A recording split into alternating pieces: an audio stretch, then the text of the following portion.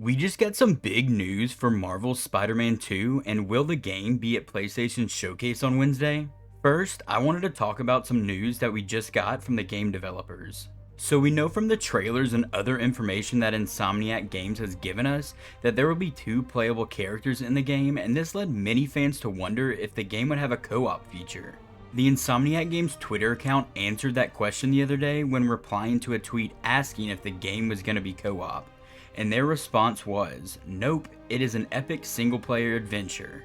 So if you were hoping that you would be able to swing around Manhattan with a friend, then unfortunately you will not be able to.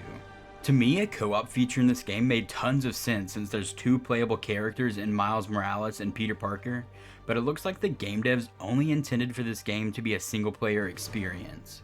The news for Marvel's Spider-Man 2 has been slow to come out, but we have heard some rumors that the game could be releasing in September.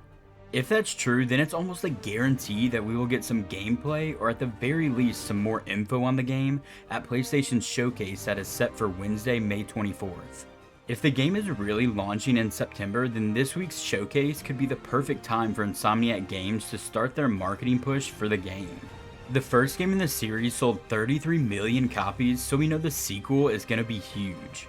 I know the work that Insomniac Games puts out is always amazing, so I don't think it's too early to put this game in the Game of the Year conversation for 2023. It's true that we don't know every game that's coming out this year yet, but a heavy hitter like Spider-Man will surely be in the Game of the Year conversation at the end of 2023.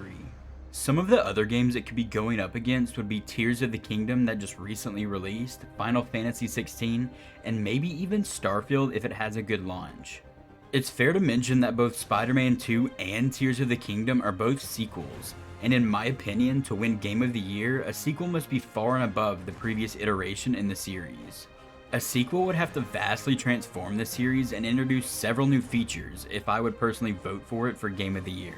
A good example of that was the Game of the Year last year in 2022, and the other games nominated that didn't win. In 2022, Elden Ring won Game of the Year and was a huge new IP that sold extremely well and players loved it. Elden Ring being a huge new IP could have been what won it Game of the Year over some of the other games nominated, like God of War Ragnarok and Horizon Forbidden West, which were both sequels. It will be interesting to say the least to see how this year plays out and what will win Game of the Year. Well, that's all I have to talk about in this one. If y'all enjoyed the video, leave a like and consider subscribing to the channel to stay up to date with all the latest gaming news. Y'all have a good one, and I'll catch you back here for the next video.